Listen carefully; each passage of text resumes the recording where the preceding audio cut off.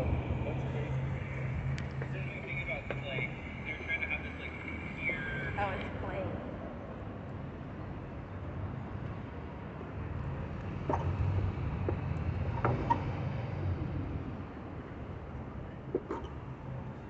Hi, how are you? It hasn't started yet. Okay. When I put my hand down, that means it's going. You just yell action. Action. That too. Hi, do you want to tell us about yourself? Hey, LA. Tell you about myself. That's a loaded question. What's your name? My name is Miss Italy. Let's start with that. Miss Italy. Miss Italy? Italy Spade, aka Review Queen LA.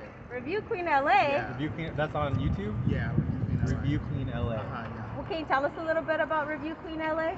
Review Queen is just a little YouTube thing I threw together. It aims at holding people accountable for the way they treat other people, and just all genres or all walks of life, and highlighting and lifting those that are kind to others.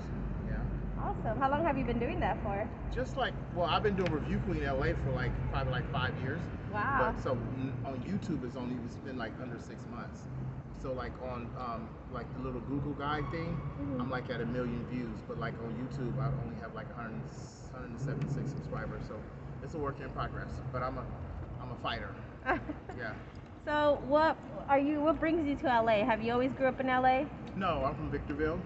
I came to Los Angeles years ago after getting out of prison. I should be looking at the camera. After getting out of prison, I actually went to prison in California, was extradited to Missouri, and then have been looking for my father, who like is a Grammy-winning songwriter, and I just knew that how I felt like I would be successful if I could reconnect with my father. And so I came back to LA in '09 looking for my father.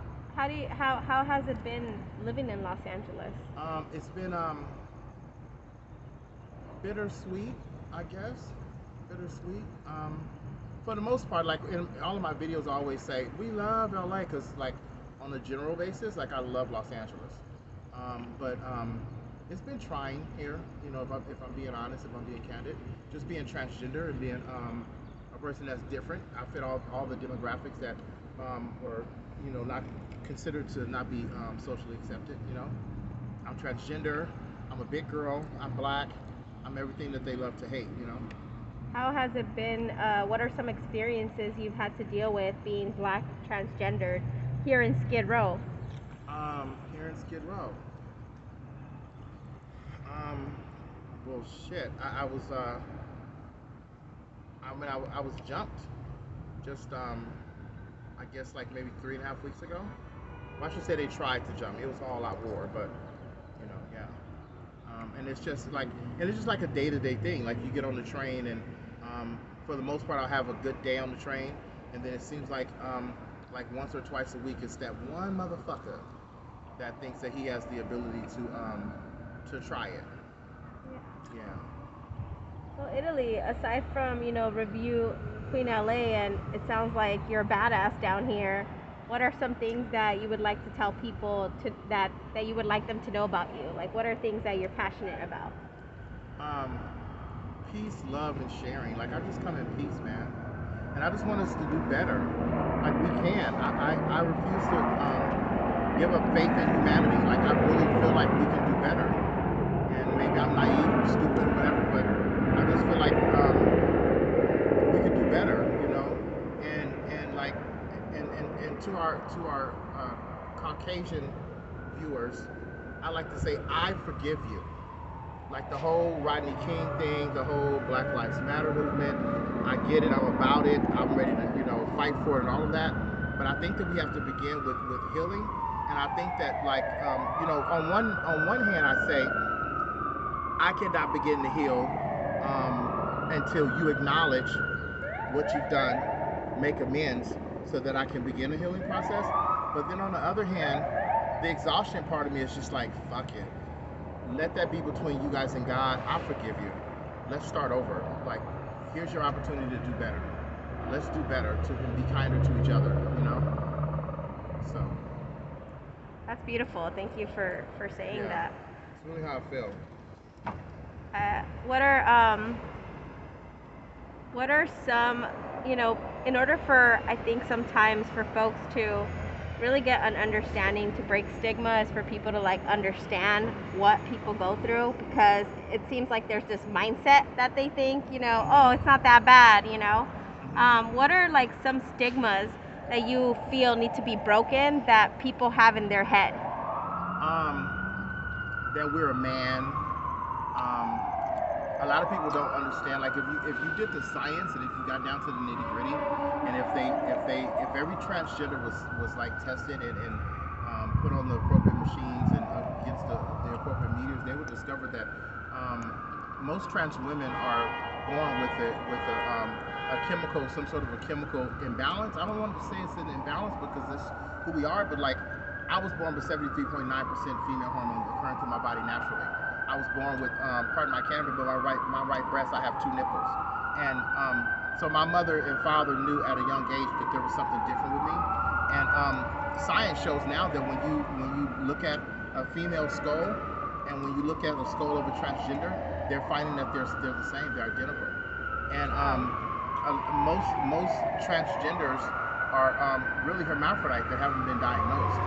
And really we're born both male and female, and we're a part of society and we're here to stay. And it's like, you know, just let us exist, man.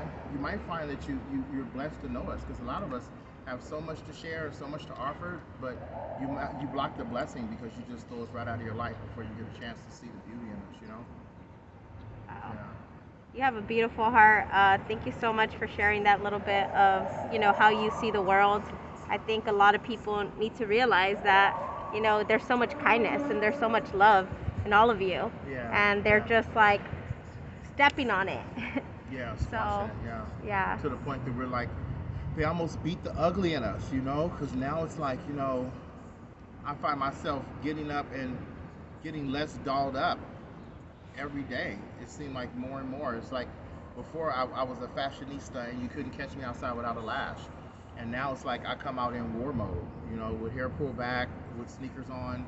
Like I have a closet full of heels and I have literally not worn a heel in like at least 3 years, you know? Wow. Because a year I was on the streets, and then I've been in this crappy dump of an apartment on Skid Row for 2 years. And I've just completely been in like war mode. And it's like all about putting on my boots or my sneakers and being ready for whatever.